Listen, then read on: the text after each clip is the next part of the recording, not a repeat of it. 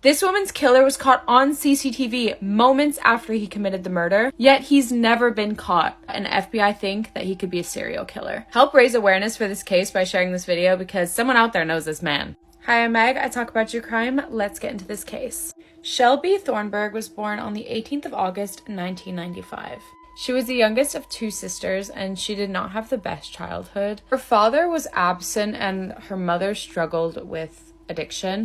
Eventually, she was put into foster care, where unfortunately she was abused by foster parents. Her father would eventually come back into the picture and take her in, but he himself started essaying her. It's just like disgusting. She must have had hope when her father took her in, only for him to abuse her as well. And then to make things even worse, her father started trafficking her for money. Mind you, she's still very young at this point. He was eventually arrested for it though, but the damage was already done. At the age of 14, she discovered that she had contracted an STD from one of these forced encounters, and she was pregnant. She really wanted to do well and raise this baby, but it just wasn't possible, so the baby was put into foster care and adopted. She was basically raised by her older sister, who was like a mother to her. But in 2012, their mother passed away, and she was only 38 years old, which just crushed the girls. Shelby eventually grew out of the foster care system and decided to move to Houston. Shelby struggled with obesity for the majority of her life, but at one point she decided to turn it all around and she lost 180 pounds. But with that extreme weight loss came a lot of loose skin. She tried using corsets and that, but there's only so much that can do. She wanted surgery to remove that skin because she wanted to become a model. But surgeries like that are very expensive. When she had moved to Houston, she started hanging out with the wrong crowd. She started escorting and she was actually arrested for it and put in jail for 30 days.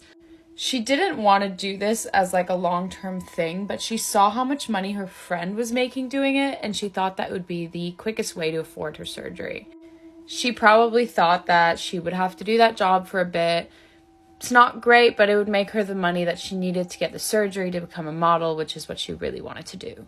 She started seeing an older man called Marcus Dwayne Johnson, and from social media, it seemed like they were a couple, but he was in fact her pimp. November 4th, 2015, she was finally able to make her first $1,000 deposit towards her tummy tuck surgery. So in her mind, she was just one step closer to her dream. A dream she would never get to see because that was actually the same day that she got murdered. Marcus set up a date/appointment with this man. At 8:33 p.m., she receives a text message from this man saying, "I'm here." A minute later, he's seen entering the lobby of the apartment building. At 8:40, she sent a message to Marcus saying, "Good." That was their safe word. Basically meant the client had arrived and he had paid. The client was seen leaving the building at 8:57 p.m. But then Marcus wouldn't hear from her for the rest of the night. So he actually went to the apartment building himself at 10 p.m. Immediately when Marcus got there, he was taken over by the smell of blood, and it apparently was just everywhere.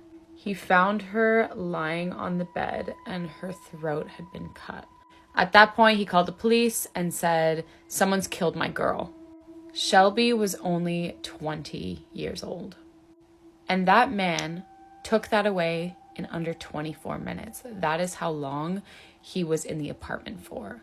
The police made a few mistakes when they arrived on scene. They were touching the elevator buttons, door handles, and stuff without gloves, which just contaminated the crime scene. Obviously, it's hard enough in a public apartment building probably to get that DNA. You'd think because they have this like pretty good CCTV footage that someone would have seen him, recognized him, anything, but he's never been caught. With cases like these, the FBI don't usually get involved, but they were in this case because they think that he could potentially be a serial killer. There was a case similar to this, but they haven't been able to directly link it.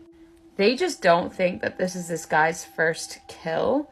If you watch the footage, his hands are in his pockets, which could indicate that maybe he had blood on them or defense wounds. There's no indication that he cleaned himself up in the apartment at all. And there's no visible blood on him in the footage, which means he was probably not wearing anything when he did what he did. The cut itself was very precise, so precise that they think that this man might have had some sort of military or specialized training because it was quite confident. One weird detail that I will say I've questioned myself is, you know, serial killers usually, they stay around or they enjoy the kill. But this guy was literally in and out. He killed her and he left. It came off more as almost like a hit, like an assassination over the work of a serial killer. Maybe that's just his individual MO. He just wants to kill and leave. Police did find hairs on Shelby that didn't belong to her, but when they put it through the system, there were no matches at all. One thing I can't really figure out is why they're not testing those hairs through the genealogy database, because that is how they've caught a lot of like cold case murders and stuff. Maybe, I don't know, maybe they like used up the sample. I don't really know. Back to what I was saying about it maybe being like a hit or an assassination. She did not have any enemies that anyone knew of, and there's just no reason why someone would like put a hit out for her. They also found out that whoever this guy was, he was placing ads out for a very specific girl. Like he wanted a blonde, petite girl. That is a characteristic that is very like common with serial killers. Like if you look at Ted Bundy, a lot of his victims looked alike. Now I'm sure I'll get a lot of questions like, what about Marcus? Surely he knew whoever this guy was because he was in contact with him. But the guy actually used a burner phone. So Marcus, oh my God. Marcus didn't know anything about him. He set up the appointment and that was that.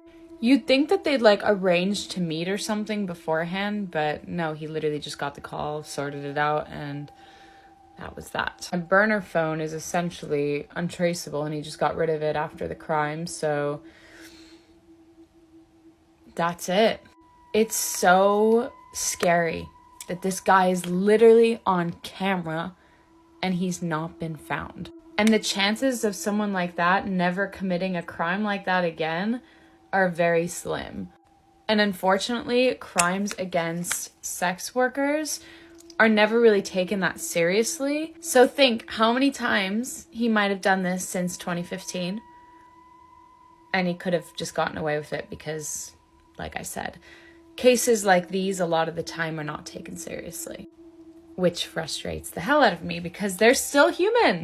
Just because they're sex workers doesn't make them less important. Anyways, do you know this guy? Have you seen him? Share this case because maybe someone you know has. That's it for today. I'm sending my love and condolences to her family, and hopefully one day this case will be solved. Let me know what case you want to see next, and I'll see you in the next video. Bye.